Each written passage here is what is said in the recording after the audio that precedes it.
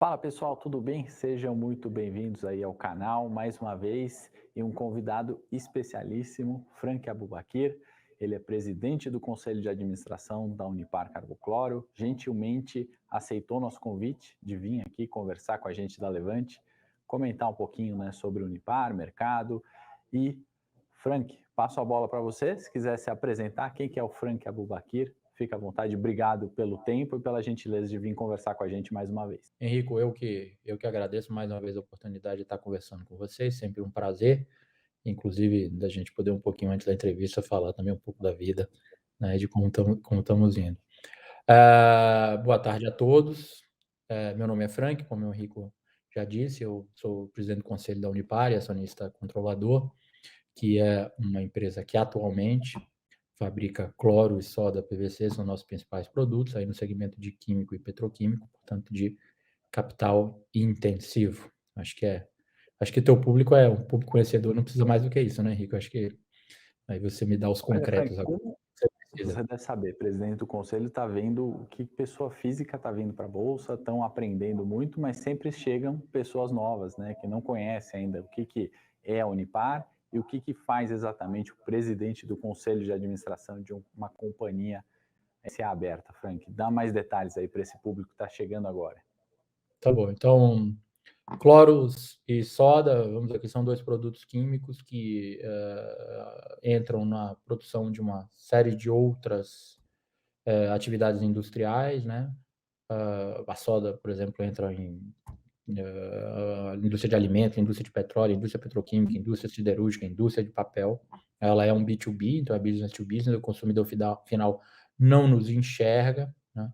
O cloro digamos, em estado puro de cloro, por si, ele é, por exemplo, usado no tratamento de água, mas você também, pode, fazer com que ele passe por outros processos, para que atendam a outras, funções. E o PVC, finalmente, que é o nosso terceiro produto, é uma junção de cloro com eteno, que faz o termoplástico, né, o que é principalmente conhecido como o tubo de conexão para a água. Bom, presidente do conselho, né? Bom, presidente do conselho, o meu modelo, vou falar do meu modelo, cada um tem o seu, até porque eu cumulo, acho eu, a função de presidente do conselho, de acionista controlador e de empresário. Eu entendo que o conselho tem a função de estratégica, né, de debater estrategicamente com a diretoria os caminhos da companhia, tem a função de suportar a diretoria, suportar a empresa como um todo, e também a função de cobrar, já que ele não executa diretamente, é um ponto de equilíbrio com a diretoria e o restante da e conselho e o corpo do time inteiro da empresa. Mas não posso deixar, na hora que eu cumulo a função de acionista controlador e de empresário, também de observar outras 2 questões. Eu diria, como acionista controlador, é um direito, responsabilidade, né, quer dizer, eu tenho o direito de decidir, de maneira ampla, mas com limites, né, sejam limites estatutários, limites de acordo de acionista e os próprios limites de regulação de CVM, os limites legais. É um direito, mas é um direito muito responsabilidade, porque mesmo que eu não queira decidir, eu tenho que decidir, com vamos dizer, a característica de dever de fidúcia, de decidir o melhor para o sistema, para a empresa Unipar. E, finalmente, o papel de empresário, que é o que eu acho que eu mais exerço, que é a reflexão diuturna, 24 horas por dia, inclusive nos meus sonhos, de quais são os caminhos estratégicos, qual é a cultura da companhia, quais são os princípios éticos, quais são os valores da companhia, que é bastante reflexão para alguns momentos de epifania, quando vem, em que a gente descobre o caminho e acerta, né? E também tem os caminhos de erro. Acho que é isso um pouco. É um cargo de tamanha responsabilidade, né, Frank? Você tem o poder ali, né, entre aspas, de decisão. Então, eu brinco, eu falo assim, que o presidente do conselho, ele é cobrado quando as coisas não vão bem, né? Então, o cara para puxar a orelha, e quando vai tudo muito bem, ele tem a função de elogiar o time ali, parabenizar o time, né? Brincando, acho que é mais ou menos isso que faz o presidente do conselho. Assim, eu tenho uma coisa engraçada que é acumula com o presidente do conselho empresário, que é assim, que é curioso, que é quando as coisas dão errado, não, o Frank, olha lá o que ele fez quando as coisas dão certo, é Unipar e tal, tem essa um pouco disso, né? Mas os grandes acionistas, por exemplo, o BAS e os fundos, eles dão um pouco mais de paciência com um presidente de conselho, com um empresário, mas às vezes sim você tem essa história. Mas essa função que você chamou aí, ela acaba sendo muito a função do CEO. Acho que ele tem mais essa função. Eu tenho essa relação com eles, diretoria, mas é um número muito menor, né? Quando o CEO tem ali embaixo dele milhares de pessoas, eu tenho um punhado de pessoas que eu me relaciono direto e que, sim, tem essa questão do estímulo, mas é uma relação que eu acho que ela pode ser bem mais dura. É uma relação muito mais direta ao ponto com eles. Então, não toco tanto na questão do estímulo, né? Eu agradeço, dou parabéns. Muitas vezes eles dizem até, não, você também. Eu falo, não, mas aqui agora é o meu papel, eu que tenho que te dar parabéns, Maurício, eu que te dar parabéns, Christian, Carnaval, que são os nossos diretores, o Zapia, mas é menor, essa função é mais do CEO mesmo. Repetindo, Henrique, que a gente falou na última entrevista, eu gosto muito da brincadeira do robô gigante, né? Aí tem essa função última, que é quando a coisa é emergente, o presidente do conselho tem que estar disposto a fazer qualquer coisa. Ele vira um factotum, né? Faz tudo, é o próprio barbeiro de serviço, eu diria. Sem dúvida, e tamanha responsabilidade, por isso eu te agradeço, Frank, sempre que tem a gentileza de vir falar com a gente. A Unipar, né, pessoal, as ações estão sendo negociadas nesse momento, então todos os membros, né, sempre que comentam alguma coisa, isso tem que ser, obviamente, passado para o conselho, toda essa divulgação, né, de mídia tem que ser sempre muito levada a sério, né, então por isso agradeço o Frank e por isso ele está comentando, né, sobre essa responsabilidade e diferença entre o presidente do conselho e o CEO da companhia. Frank, eu sei que você não gosta de falar muito de performance, você não olha para preço do papel, né, mas talvez para quem está chegando agora em bolsa ainda não conhece a história ali da Unipar. Então, se você puder contar um pouquinho da história, né? Você já é a quarta geração ali, né? A família sempre mexeu com commodities, né? Então, imagina o papo de domingo lá no almoço de família devia ser commodities, né? E para falar de performance, né? O pessoal às vezes, e é uma coisa que eu falo aqui nas nossas carteiras, nas nossas recomendações sobre a importância de diversificação, de olhar um pouco fora do consenso, né? A Unipar tem fechado todos os anos, né? Desde 2016, para pegar uma história recente, no positivo, né? Anotei aqui performance nos 36 meses, 260% de alta aproximada, né? Um ano de 20 extremamente desafiador. Unipar fechou com 13% de alta, se não me engano. 49% em 21, perdão. Então, assim, são desempenhos extremamente positivos, né? Então, se você puder contar um pouquinho da história da Unipar, como é que começou, como é que vocês olham e como que surfou tão bem no curto prazo, né? Como que vocês estão vendo aí commodities, né? Soda, cloro, e como que justifica essa performance tão boa aí num curto período de tempo, quando a gente olha uma indústria tão longeva como a Unipar. Tá, vamos falar um pouco primeiro das origens. Quer dizer, acho que minha família faz indústria de capital desde da Revolução Industrial ali no século XIX. Começaram lá com a ferrovia, passaram por laranja, cimento, refinaria de petróleo, finalmente petroquímica. A Unipar é, então, uma holding constituída pelo meu bisavô, Alberto Soares Sampaio, em conjunto até com o Dr. Walter Moreira Salles, para formar o que foi o primeiro polo petroquímico da América do Sul, que era o polo da região ali de São Paulo, de Mauá, né, de Capuava. Ela começou como holding, então controlando uma central de matéria-prima e as diversas downstream dessa central de matéria-prima, né, principalmente focada em termoplástico. Aí sucessão, mudanças macroeconômicas, mudanças macropolíticas. O fato é que em 2010, eu acho, a Unipar fica apenas sendo dona de 50% de uma planta de clorossoda em Cubatão, que era a antiga Carbocloro, e por isso até ainda se chama Unipar Carbocloro. E eu resolvo adquirir as outras 50% dessa empresa na mão da Occidental Petroleum, que é uma grande, acho que é a maior produtora onshore de petróleo do mundo, é uma grande companhia americana, uma grande corporation americana, que também produz cloro e soda em grande escala no continente norte-americano. Depois disso, nós fazemos uma compra que foi uma oportunidade, que os belgas da Solvay estavam se desfazendo dos ativos dele aqui na América do Sul. E aí houve uma conjunção dupla no primeiro momento, que foi a subida de dólar, que deu, né, quando você sobe dólar, isso é um assunto que eu não sei se eu já falei com você, mas vou falar de novo, porque eu acho sempre interessante, porque eu vejo muito o debate, mas o dólar tem que ser isso, tem que ser aquilo. O dólar não é um desejo, não é o wishful thinking, né? O dólar deveria ser um handicap, deveria ser a diferença entre a eficiência de um país para com o outro, e para que viabilize que esse país exporte. Se a gente tem um dólar muito baixo, pode até parecer interessante no curto prazo e gerar uma deflação, mas no longo prazo nós vamos transferir empregos e riquezas para outros países, por exemplo, para a China, se a gente não tiver um dólar que seja o que aguentamos, o que seja sustentável.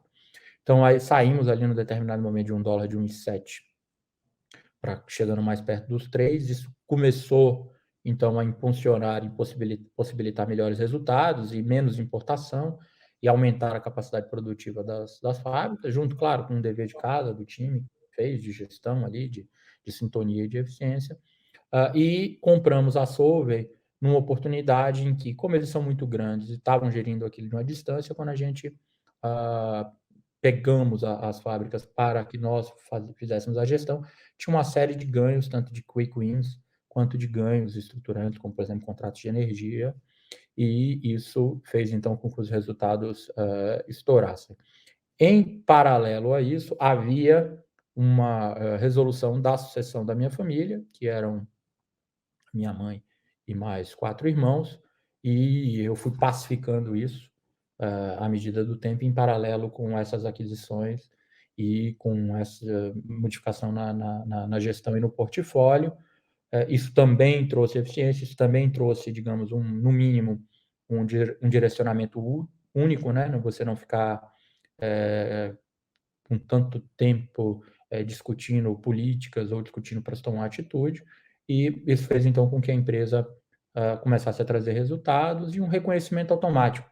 Não é que eu não me preocupe com o preço da ação, eu acompanho até o mercado todo dia, eu acho que eu tenho uma função como presidente de conselho, como acionista controlador, de estar atento no que eu posso, que a ação está sendo tradada de maneira justa, que as condições que a Unipar está se relacionando com a Bolsa sejam equânimes e justas para todos, mas é que eu entendo que, se eu me preocupo com o preço de ação, em vez de me preocupar com a saúde da companhia, eu inverto o processo. Eu primeiro vou procurar em parecer ser do que em ser.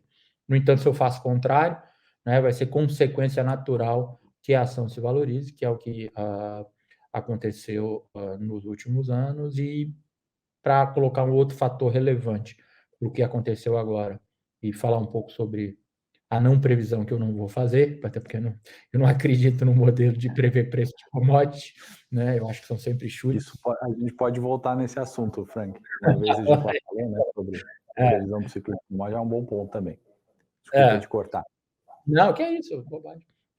Então, você houve uma super demanda do petroquímica. Eu acho que você falou aí dos almoços, que é uma conversa que a gente sempre tem. Realmente, o assunto de empresarial e o assunto de commodity, o assunto de indústria de capital sempre foi um assunto tratado nas mesas de almoço e de jantar lá de casa. E tivemos um super ciclo que eu nunca vi, né? Nunca sequer ouvi meus avós falarem nele, ou qualquer executivo da companhia de muito tempo falar nele. Sabemos que é sempre um ciclo, entendemos que devemos continuar preparados para ser um ciclo.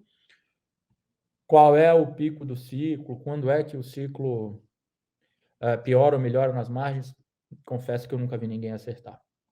Acho que, inclusive, quem faz isso vai estar causando um mal, vira uma coisa meio de sedução, como se alguém tivesse um poder divinatório. Se alguém prever esse ciclo, você não precisava nem de estudar macroeconomia, não precisava nem de acertar nada, né? Você não precisava nem de gerir, já sabe até que acontecer. Então, não sabemos. Eu acho que o que eu posso dizer, talvez diferente das nossas outras conversas, Henrique, hoje é que eu acho que existe uma pergunta que eu não sei responder, mas só o fato dessa pergunta existir já é algo interessante, algo que talvez não tenha sido visto antes, que é: será que o ciclo que, por agora, que nós teremos daqui em diante, será um ciclo igual ao do passado ou mudamos de patamar do ciclo? Ou seja, os preços e as margens dos diversos produtos petroquímicos, como um dos nossos, que é o PVC, e outros termoplásticos, oscilarão no outro diapasão de preço mais baixo e preço mais alto? Essa pergunta começa a ser feita, mas não acho que alguém possa responder. A gente vai discutir ainda num próximo bate-papo sobre isso, acho que é o ponto central. Você abordou de forma excelente. Voltando à história, Frank, e ligando um pouco com sustentabilidade, eu acho que o mercado às vezes exagera um pouco, né? A gente tem esse conceito, a indústria é poluente, né? As questões de clima, impacto, etc. Eu acho que o mercado às vezes exagera, até a população exagera, né? Não estou negligenciando a importância disso, mas quando a gente olha a história, né? Muitas coisas, imagino, não é críticas ao bisavô, né? O fundador, etc., mas a tecnologia também avançou, né? As formas de se fazer algumas desses processos melhoraram e você agora, né, já há algum tempo na Unipar, começam a olhar essas questões, né? Eu acho que o último fato relevante recente é quanto energia limpa, né? Energia renovável, um projeto ali junto à STT, né? Como vocês estão vendo essas questões e como que você vê essa questão, né, de ESG dentro da Unipar? Henrique, vocês estão vendo que está com eco? Tudo bem assim? Que Tá está um eco normal. grande. Quando Voltou você um fala... eco. Bom, Calote, você consegue vir aqui ajustar esse eco? Aumentou? não está me incomodando não, mas só para vocês saberem que tem um eco aí. Eu não sei se isso atrapalha vocês depois. Deixa eu ver aqui. Eu acho que é só nesse sanduíche aí que eu vou me ouvir, mas para gravação, ok. Tá bom, então, vamos lá. Bom, Henrico, no que diz respeito às críticas do meu bisavô, são perfeitamente cabíveis. Eu, inclusive, o critico às vezes, né? Porque eu aprendo com isso. Se eu ficar num modelo só de tradição, sem ruptura, com a evolução do mundo, com inclusive a evolução das atuais possibilidades que você muito bem já chamou a atenção, eu ficaria estagnado, provavelmente eu tornaria a Unipar uma empresa não saudável. Então, eu tanto tenho admiração pelos riscos e pelas construções que ele fez, quanto também procuro criticar onde ele errou. Aliás, inclusive, reforço muito os meus erros para as minhas filhas, que eu entendo que já é um pouco cuidar da sucessão. No que diz respeito a poluição de uma atividade como a nossa hoje em dia, do ponto de vista de poluição gradual, é praticamente nenhuma. Tá? Quer dizer, todos os filtros, todos os sistemas de segurança, a gente efetivamente não polui. Ou seja, não há um efeito colateral, não há resquícios de substâncias que tragam poluição para o meio ambiente. Diferente, por exemplo, do processo produtivo atual de PVC na China, que é extremamente poluente, porque lá não tem as exigências que nós temos aqui.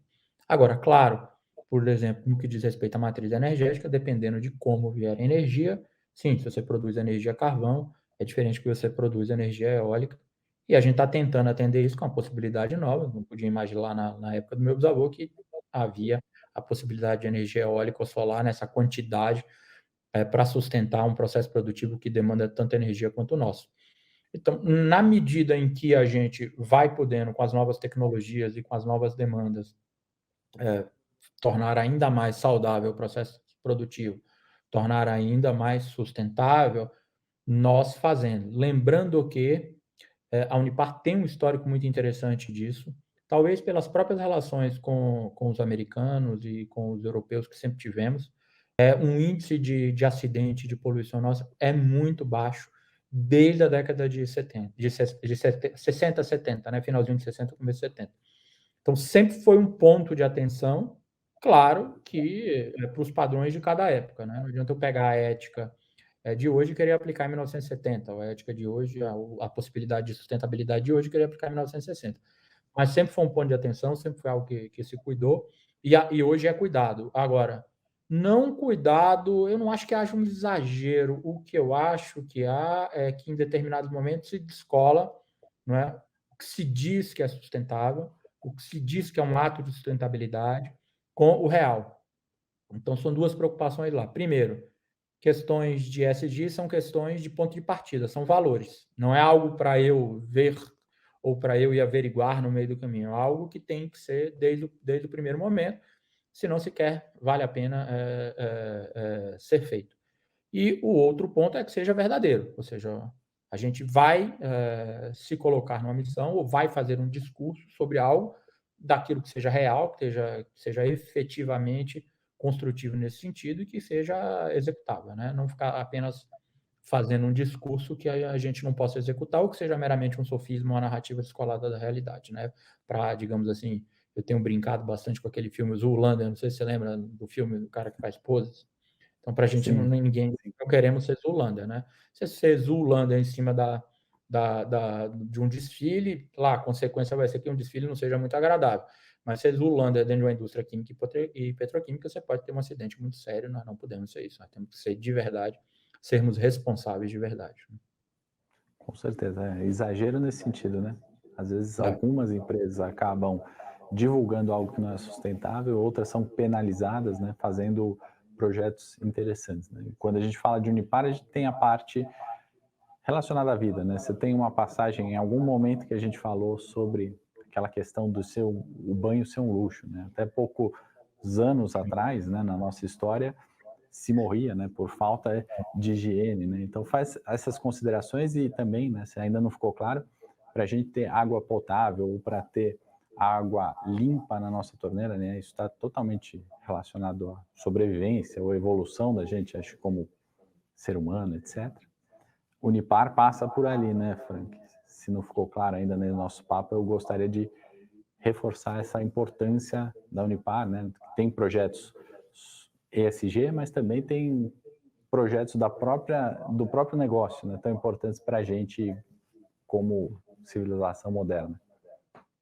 Você gostou do Ian McKean, é o sábado do Ian McKean, né? Que ele é um londrino e ele venera o banho luxo, que é um banho que um rei, sei lá, 200 anos atrás não podia ter o banho que muito de nós tem hoje. Até para caminhar um pouco adiante da nossa última conversa, imagine se nós tivéssemos esgoto, que é o que deveríamos ter para 100% da população brasileira, né?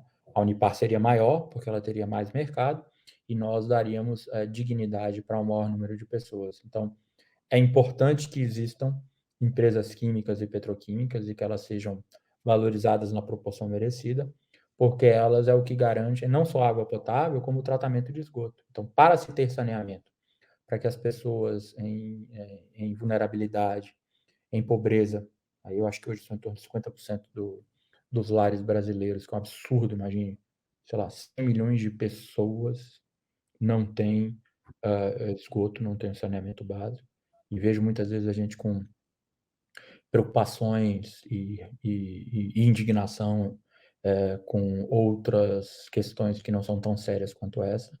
Então, não dá para a gente imaginar que a gente vai ter um país do tamanho do Brasil digno para todos, sem indústria química e sem indústria petroquímica. Isso é uma fantasia perigosa, né? Pode matar muito É mais do importante que... falar, né? Desculpa, cortei você? Não, pode. Queria falar, né? É importante, você comentou também sobre não a mudança de gestão, mas a atualização, né? Tá ligado nessas questões de sustentabilidade. Isso acho que faz uma diferença entre as empresas que viveram 100 anos e as que vão viver os próximos 100 anos, né? Obviamente, a Unipar, né, Frank, não é a única que está exclusiva nisso. Outras empresas acabam olhando isso, mas é interessante ver quando uma indústria, né, e do ramo petroquímico fica atento, né? A gente fica, acho que como acionista, né, consegue projetar, né, não só os próximos 5, 10 anos da empresa, obviamente, né, mas olhar como que é o futuro da empresa. E aí acho que isso até trazer uns números aqui, você me corrige se eu estiver errado, Frank, mas refletiram, né, crescimento de lucro líquido 1,3 bi, isso é 1.500% maior do que foi em 2020. É verdade que parte disso teve a questão de PIS e COFINS, né, 420 milhões aproximadamente, mais um EBIT de 2 bi, né? Se puder até fazer, isso é um crescimento de 194%, né? Se a gente olhar iguais períodos 21, 20, né? Se puder fazer algumas considerações, Frank, também na parte mais numérica, como é que tá essas questões tributárias para frente, o crescimento também de receita, EBITDA da empresa, né? Você falou já bastante sobre isso. E como que a gente linka nisso? Tem muita pergunta sempre sobre programa de recompra de ações, né? Por que que a empresa decide fazer um processo de recompra? Unipar, se eu não me engano, vai encerrar em 23, março de 23, o programa aí de recompra de ações. E aí é sempre linkando no ponto, né? Estão recomprando porque está barato, o acionista, pessoa física, quer entrar junto, subiu muito, é hora de entrar, é hora de vender. Só para a gente trazer para o racional, né? O que é um programa de recompra, Frank? Como vocês estão vendo aí os números da empresa, o que você puder, obviamente, abrir para a gente, né? O que for público aí de informação. Tá. Eu vou tentar sempre trafegar no conceitual, que eu acho que, inclusive, o que ajuda mais o acionista.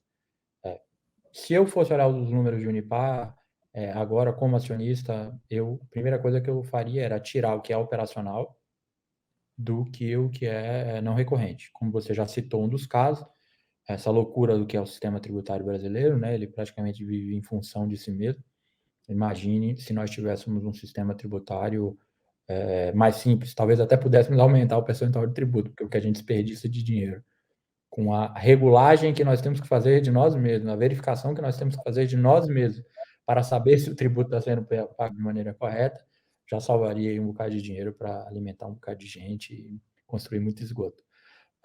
Então, isso foi uma luta grande. Nós não temos hoje nenhuma perspectiva, que eu saiba, não tem nenhuma menção no balanço de nada relevante. Me deu desconto, Henrique, eu não decoro, né? Graças a Deus, eu tenho lá pessoas muito melhores do que eu para poder falar desses assuntos técnicos. Como eu acabo falando de tudo, eu não entendo muito bem de nada. Então, eu acho que a situação tributária é essa, e sim, esse foi um ganho expressivo.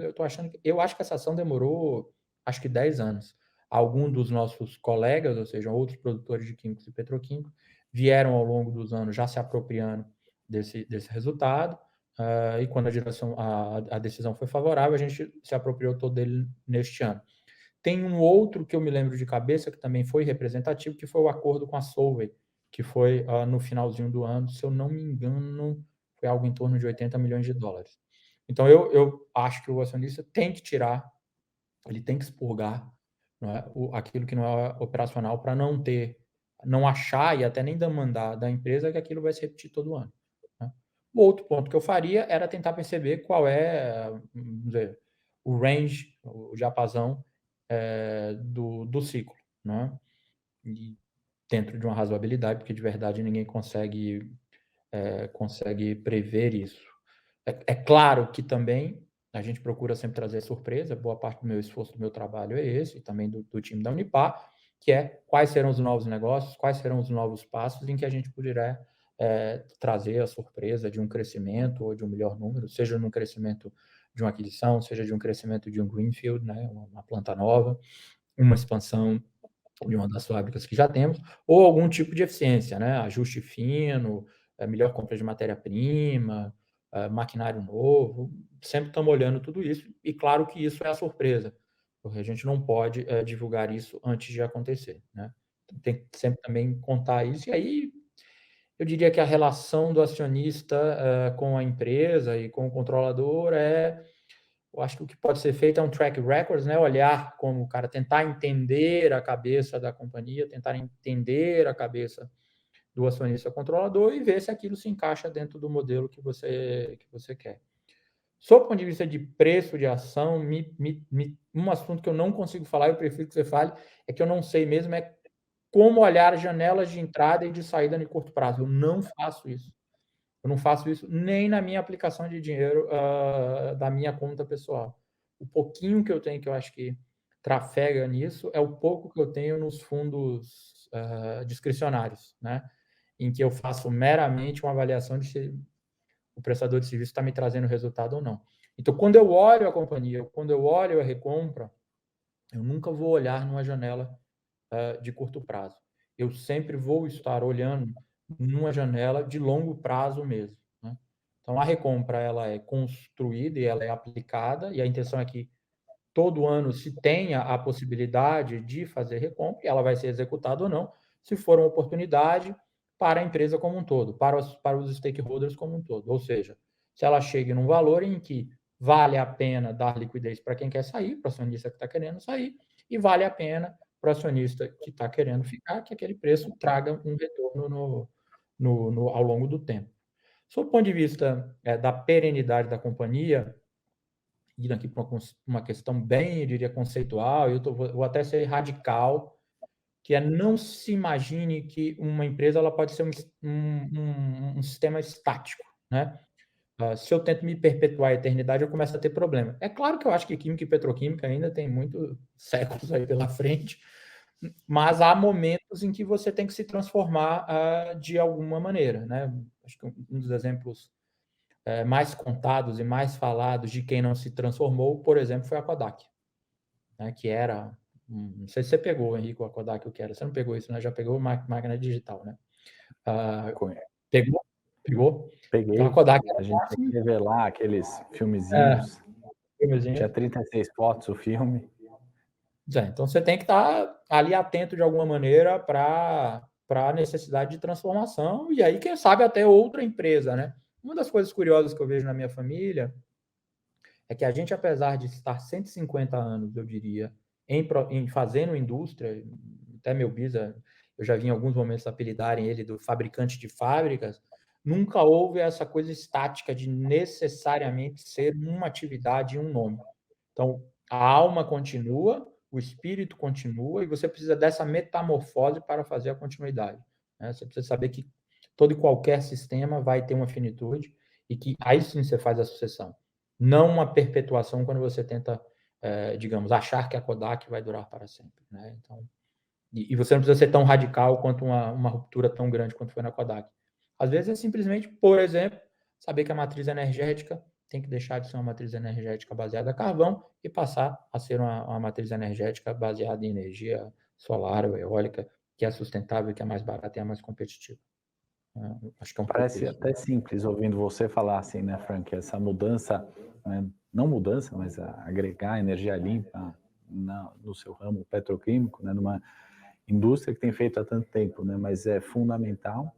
E aí, no que você jogou aqui, né, enquanto performance, entrada, eu vou fazer um jabá nosso aqui, Frank. E aí o pessoal tem que conhecer justamente as nossas carteiras recomendadas, a diversificação de investimento, muito mais do que saber, né, se a ação vai subir ou cair naquele momento, né? A gente tem que olhar para modelos de negócio, né? A gente tem que bater esses papos aqui, ler os informativos de mercado, CVM, entrar nos sites, conversar com a empresa, entender o modelo de negócio, né?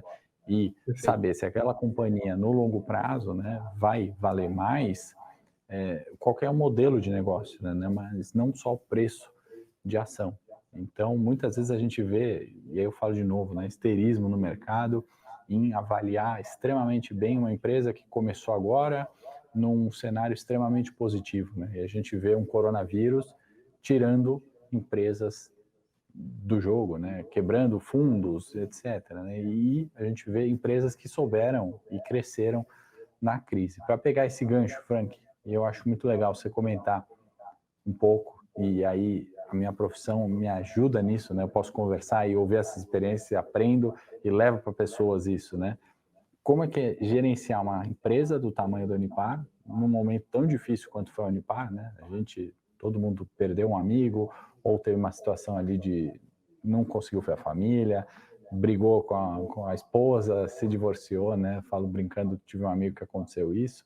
É triste, né? Porque estreitamos ali, mudou algumas relações e todo mundo perdeu e aprendeu coisas com isso, né? Como é que o Frank gestor saiu dessa pandemia, né? E como é que é gerenciar, né? Quais foram os principais desafios, Frank? Como que o Unipar saiu disso?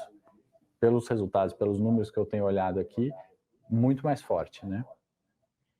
Bom, a pandemia, acho que a gente não pode deixar de mencionar, como você já fez, o sofrimento de diversas pessoas, que, independente de qualquer questão de competência, as situações macro e circunstanciais foram tão fortes, né? O dono do restaurante, o dono do bar e outras atividades, que realmente foi disruptivo e sofreu. Não havia competência que poderia ser feita para se resolver a equação. Ainda que alguém tenha criado a possibilidade de fazer um delivery e tal, é outro modelo de negócio. No nosso caso, eu me lembro bem o primeiro dia que eu entrei em casa. Eu estava nos Estados Unidos, quando a pandemia assumiu o pico. Eu me lembro que eu estava no Four Seasons, em Miami, e eu só vi o hotel esvaziando, esvaziando, esvaziando, até o dia que eu não estava conseguindo voltar. E aí eu peguei o telefone um dia, o telefone não estava funcionando. E eu falei, caramba, o que esse telefone no Four Seasons não tá escando? Eu dei um jeito, consegui voltar. E cheguei em casa, assim, comprando lata de sardinha, água mineral, perguntando pro meu pessoal que trabalha comigo, né, doméstico, pessoal de casa, segurança, o que vocês querem, que vocês precisam, todo mundo se preparar para o pior. Então eu entrei efetivamente, estou contando isso para dizer que entrei preparado para algo muito sério, disruptivo, né? Beirando ali um Walking Dead da vida. Entrei nesse espírito. Fiz até reunião de conselho fazendo bifinho para minhas filhas, porque a gente ficou eu, minha mulher, minhas 2 filhas, são adolescentes, e a mãe da minha mulher e a avó da minha mulher, que já é uma senhora de idade. Então a gente realmente tomou todas as medidas de responsabilidade dentro de casa e isso tudo se refletiu dentro da companhia. Então esse momento de imprevisibilidade, né, que até um pouco de cabin fever, que você disse aí, né? Talvez tenha sido um dos poucos momentos de cabin fever eu não consegui passar para minha mulher e para as minhas filhas que não era o momento de estar muito preocupado com o ar-condicionado funcionando o dia inteiro, era um momento que você não sabia o que vinha. Então tinha que estar preparado realmente para algo muito sério. E nós, talvez por isso, graças a Deus, fizemos o mesmo no que diz respeito à companhia. E aí o Maurício Russomano, que é o CEO, foi brilhante, porque eu te digo que eu acho que eu fiz uma fala com esse espírito que eu estou te colocando aqui agora, de que, olha, não é para nós nos acovardarmos dentro do cofre, porque isso não é possível, né? Nossa indústria tem que funcionar, porque se nós não funcionarmos, daqui a pouco São Paulo não tem água tratada, não temos que fazer isso. Agora, não é para enfrentar esse vírus de uma maneira irresponsável. Então, eu tive então uma fala para 200 e tantas pessoas, foi a minha primeira vez numa videoconferência com tanta gente, para passar essa mensagem, né? De estar preparado para o enfrentamento da situação da pandemia, mas com responsabilidade, né? Não era nem você se acovardar e se trancar em casa e ficar esperando o delivery de pizza com o porteiro embaixo, mas também não é sair por aí sem máscara e sem tomar vacina, né? De que maneira você transversaliza isso e enfrenta essa realidade. Ali de uma maneira bastante conservadora, no sentido de que não se tomava risco desnecessário, porque não se sabia qual efetivamente seria a dinâmica da pandemia. E isso foi passado nessa fala, de nossa parte como conselho, de minha parte como presidente do conselho, nós demos a direção da companhia sair então de um foco, digamos, com peso em lucro para o stakeholder acionista e rebalanceou isso de maneira que quais eram os principais pontos então, segurança e atendimento ao cliente, que a gente precisava de entregar os produtos para os clientes, você não pode deixar uma cidade sem água, e precisa de que o time da companhia e a família do time da companhia tivessem uma tranquilidade de poder ir trabalhar, né? Então você começa a ter problemas no processo produtivo e, por exemplo, eu soube por causa do Instagram, algum pessoal do chão de fábrica me dizendo, olha, puxa, hoje eu encontrei um colega meu sentado no meio fio, meio triste, meio depressivo e tal, porque aquilo ali no começo foi uma coisa meio distópica, né? Eu me lembro que eu falei, quando eu saí do hotel, quando eu saí de manhã, eu falei, meu Deus, o hotel não tinha mais ninguém, tudo vazio, as cadeiras em cima, a gente foi vendo que foi esvaziando, daqui a pouco não tinha serviço de quarto, o telefone já não funcionava. E aí a gente, por exemplo, também, além dos atendimentos médicos para o time da empresa, a gente estendeu tratamento médico para as famílias do time da empresa e também tratamento psicológico, atendimento, uma conversa e tal. Além de cada um de nós, que estávamos ali na responsabilidade da liderança da companhia, também está próximo de todo mundo para fazer. E aí o Maurício foi brilhante, ele já teve o primeiro desafio logo no começo como CEO da companhia, né? Ele ficou um tempo como CEO, a gente fez um phasezinho e a aposentadoria do Aníbal, que hoje está no conselho comigo, que era o antigo CEO da companhia.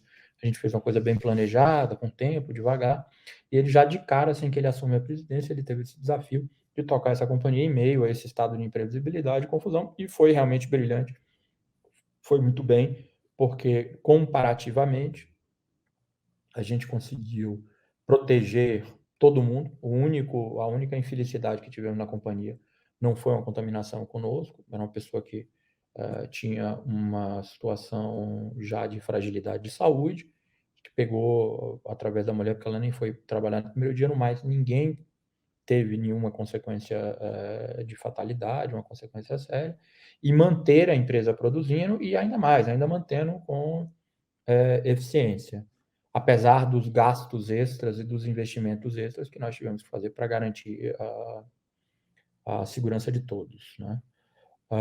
E ele desempenhou muito bem. Quando a gente começou a enxergar o que era a pandemia e aprender, né, como lidar, as coisas, por pior que tenha sido a pandemia, nós nos preparamos tanto para algo pior ainda no começo do processo, e no aprendizado, no entendimento do que era, a gente foi podendo tomar medidas cada vez mais eficientes, com responsabilidade da segurança de todos. E aí, quando veio a super demanda de mercado, nós estávamos com o estoque cheio, as plantas funcionando a 100%, e daí trouxe todo esse resultado. Então, o enfrentamento da pandemia, ele trouxe esse amargor, né? Ele trouxe essas marcas, essas feridas que viraram cicatrizes em algum momento, que eu espero que aprendamos com elas, seja para não deixarmos novos vírus, ou pelo menos não contribuir com o surgimento dos novos vírus, né? Que eu entendo que foi uma questão de exploitation ali de natureza e do capital humano, tanto para, se vier, como enfrentamos de maneira responsável, como traz uma solução para a situação. Então, acho que foi isso, Henrique. Eu não sei se eu acabei fugindo um pouco aí no final. Tinha alguma resposta? Acho que é isso. Com certeza, aqueles sobreviveram, que vão trazer essas cicatrizes, certamente podem performar melhor no futuro, né? Seja a pessoa, seja nossas relações familiares, seja uma empresa aí como a Unipar e outros também que foram bem, né, do ponto de vista de gerenciamento, como você bem abordou, né? Tanto da qualidade de vida do funcionário, quanto do lucro do acionista e assim podendo performar melhor no futuro. Frank, eu sei que você é gentil e se a gente quiser falar mais uma hora, você continua, eu vou respeitar nosso tempo ali de convite. Não vou pedir indicação de livro dessa vez, sempre que eu falo, vou falar com o CEO ou o presidente do conselho. Vamos falar de gamer, então? Vamos falar de gamer? Vamos falar de gamer? Gamer, jogador de gamer, vamos? Porque você me deu uma puxada. Você sabe que outro dia eu vi um gamer falar uma coisa muito interessante, e eu me identifico com os gamers. Ele falou, vamos dizer, personalizando um herói de um jogo de computador, de PC. E ele falou, eu sou as minhas cicatrizes. Então, eu acho que é isso. Nós somos as nossas cicatrizes. Não quero novas, mas elas nos constituem. Não vamos abrir mão delas, não. Vamos aprender com elas. Boa aí, eu não ia pedir indicação de livro, eu ia pedir alguma citação ou uma pergunta que você queria ter respondido, eu não fiz. Fomos de gamer. Não sei se tem alguma. Essa citação aí acho que vai concluir bem esse nosso papo de hoje. Tá bom, meu caro. Muito obrigado, Henrique, pela oportunidade. Imagina, obrigado, Frank. E aí, pessoal, espero que vocês tenham gostado do vídeo. Se você gostou, curta, compartilha com os amigos e fiquem ligados no canal para mais informações sobre renda variável aqui no Brasil. Um abraço, Henrique. Um abraço.